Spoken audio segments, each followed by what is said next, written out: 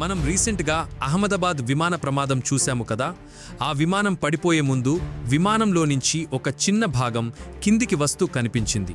అది ఏంటో ఈ వీడియోలో తెలుసుకుందాం. విమానం పడిపోయే ముందు విమానంలో నుంచి ఒక చిన్న భాగం కిందికి వస్తూ కనిపించింది. అలా వచ్చిన భాగాన్ని ర్యాట్ అంటారు. విమానయానంలో ర్యాట్ అంటే ఏమిటి?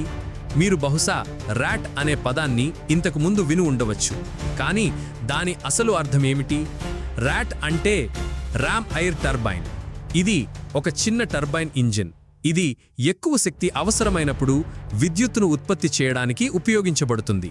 మీరు చూడండి, చాలా విమానాల్లో విద్యుత్ అంతరాయం ఏర్పడినప్పుడు అవసరమైన వ్యవస్థలకు శక్తినివ్వగల బ్యాకప్ బ్యాటరీ ఉంటుంది. కానీ ఈ బ్యాటరీ పరిమితంగా ఉంటుంది మరియు చివరికి అయిపోతుంది. అక్కడే ర్యాట్ వస్తుంది. ఇది ఇక్కడ ఈ ఇన్లెట్ ద్వారా గాలిని పీల్చుకునే ఒక చిన్న టర్బైన్ ఇంజిన్, మరియు ఇది విద్యుత్తును ఉత్పత్తి చేయడానికి జనరేటర్కు శక్తినిచ్చే ఈ చిన్న ప్రొపెల్లర్ను తిప్పుతుంది. దీనిని విమానం యొక్క విద్యుత్ వ్యవస్థలోకి ఫీడ్ చేసి లైట్లు, ఆటోపైలట్ మరియు రేడియో వంటి ముఖ్యమైన వ్యవస్థలకు శక్తినిస్తుంది. ర్యాట్ సాధారణంగా విమానం యొక్క తోక వద్ద అమర్చబడి ఉంటుంది, కానీ ఇది కొన్ని విమానాల రెక్కలపై కూడా కనిపిస్తుంది. ర్యాట్ గురించి తెలుసుకున్నారు కదా.